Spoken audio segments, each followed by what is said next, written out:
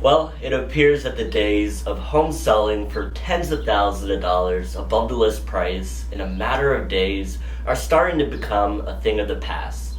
Or is it? Over the past couple of weeks, mortgage rates have gone through the roof, with the average rate for a 30-year fixed-rate mortgage nearly doubling since the beginning of this year. In this video, we're going to be taking a look at how the real estate market in Harford County has changed over the past year. But before we get into all that, let's take a stroll down memory lane to understand how we got here in the first place. Back in 2020, when the pandemic made its entrance into our lives, the real estate market came to a halt with the fear of the economy going into a recession. However, everything changed when the Federal Reserve, which is the central banking system for the United States, dropped the federal funds rate to nearly 0%. Doing this made it cheaper for banks to lend money to one another, which in turn incentivizes consumers and businesses to spend money. And as a result, mortgage rates became cheaper than they have ever been. People being able to borrow money to buy a home for that cheap clearly was not sustainable, and it played a role in home prices across the country to go up a whopping 18.8% in 2021. It also caused inflation to reach 8.5%, which we haven't seen since the 1970s. To combat rising inflation, the Federal Reserve started raising the federal funds rate back in March of this year, which made the days of cheap mortgage rates a thing of the past. The Federal Reserve plans to continue raising the federal funds rate until they're able to bring inflation back to the target inflation rate, which is 2%.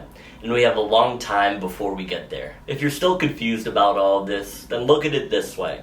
If you're feeling tired, but you need to stay awake because you procrastinated on a project that's due tomorrow, then what you'll probably do is drink an energy drink. Now you're starting to feel very energized, but after a couple of hours, the caffeine starts to wear off.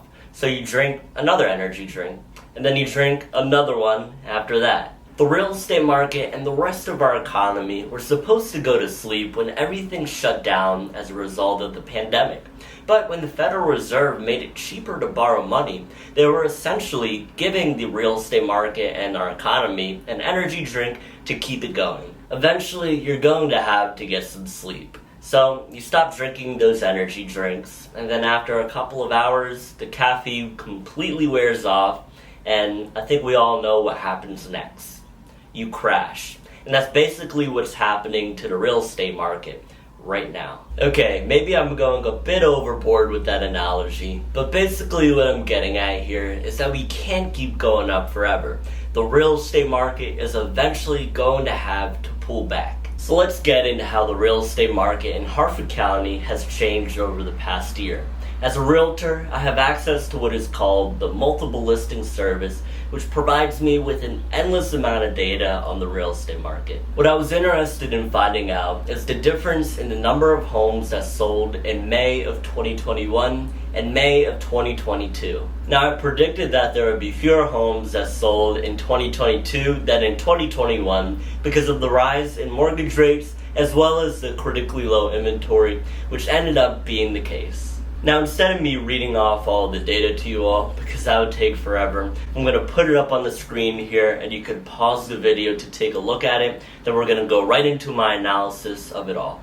What I wasn't expecting was for there to be more homes that sold for more than list price in 2022 than in 2021. In May of 2021, 42% of homes sold over the list price, while in May of 2022, 64% of homes sold over the list price. With mortgage rates rising, I was expecting people to be hesitant about buying a home for more than what it's listed for. And the data that I shared with you all is a bit misleading because a lot of these homes went under contract around the end of February or the beginning of March, which was right before the Federal Reserve started raising the federal funds rate. But it appears that people are trying to buy a home as soon as they can because they expect mortgage rates will continue to rise, so they're trying to lock in as low of a rate as they can. So a lot of these buyers were frantically trying to get a home under contract before mortgage rates inevitably went up. So after watching through all of this, you're probably wondering, is now the right time to buy a home? And my answer to that question is quite simple. If you feel that you are financially and emotionally ready to buy a home, then don't wait, because it's nearly impossible to predict what's going to happen to home prices in the short term, but I'm willing to bet that in the long term, home prices are going to be significantly higher than they are today, because that's just what they've done historically. And you know what they say, time in the market beats timing the market. So if you feel that you're financially and emotionally ready to buy a home, then please feel free to reach out to me. I'd love to have the honor to guide you through the process of buying a home. If you all enjoyed watching this video, then do me a favor and give it a like and subscribe to my channel while you're at it. With that being said, I'll see you all at the next video.